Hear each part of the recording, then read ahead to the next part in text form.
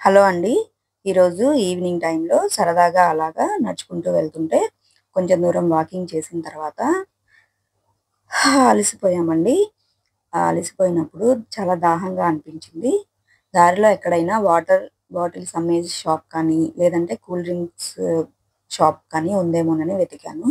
కానీ ఎక్కడ నాకు అవైతే కనిపించలేదండి. సరే ఇంకేం చేద్దామని అలాగే ఇంకొంత దూరం నడుచుకుంటూ వెళ్ళిన తర్వాత, అక్కడైతే ఒక పుచ్చకాయ షాప్ అయితే ఉందండి. చక్కగా పుచ్చకాయలు కనిపించేటప్పటికి పైన ప్రాణం అయితే లేసొచ్చిందండి. ముందు దాహం అయితే తీర్చుకుందామని గబగబా ఆ పుచ్చకాయ షాప్ దగ్గరికైతే వెళ్ళాము.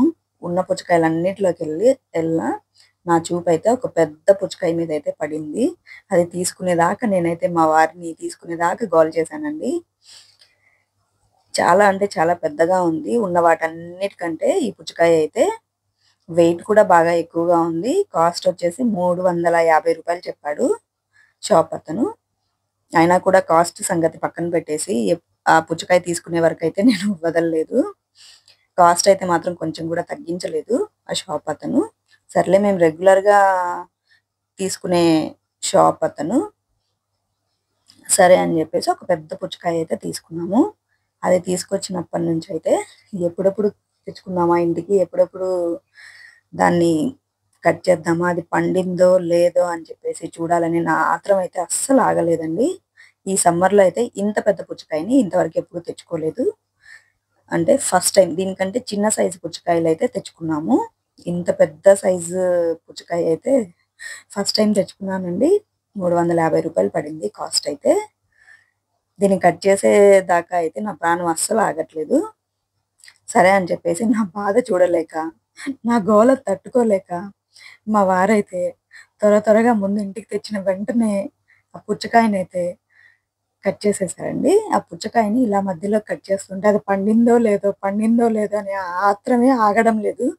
టెన్షన్ అసలది ఎర్రగా పండిందో లేదా ఇంకా కొంచెం పచ్చిగానే ఉండిందో అని చెప్పేసి, సరే అని ఎట్టకేలకైతే మా హస్బెండ్ కట్ చేశారండి దాన్ని.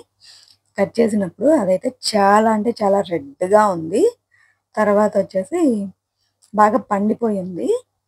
అంటే సీజనల్ ఫ్రూట్స్ ప్రతిరోజు తినే వాళ్ళకి డాక్టర్స్ దగ్గరికి వెళ్ళే పరిస్థితయితే రాకుండా ఉంటుంది అంటున్నారు కదండీ పెద్దవాళ్ళు.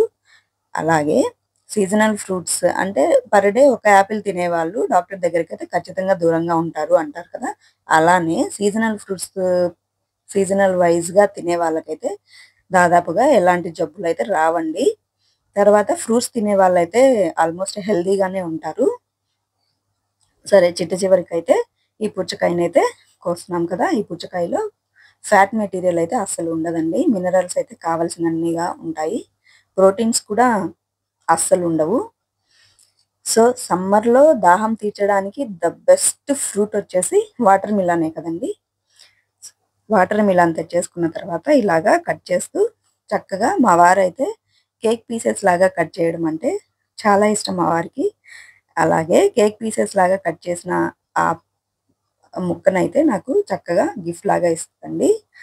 ఆ కేక్ పీసెస్ లాగా కట్ చేసిన పుచ్చకాయనైతే తినడం కూడా నాకైతే చాలా అంటే చాలా ఇష్టం. సగం ఆ కటింగ్ స్కిల్స్ చూస్తూనే నాకైతే తినాలనిపించిద్ది. Thank you friends. ఈ వీడియో నచ్చితే లైక్ చేయండి, షేర్ చేయండి. అలాగే ఈ సమ్మర్‌లో మీరు కూడా పుచ్చకాయ తెచ్చుకొని తినడం మాత్రం మర్చిపోకండి. Thank you.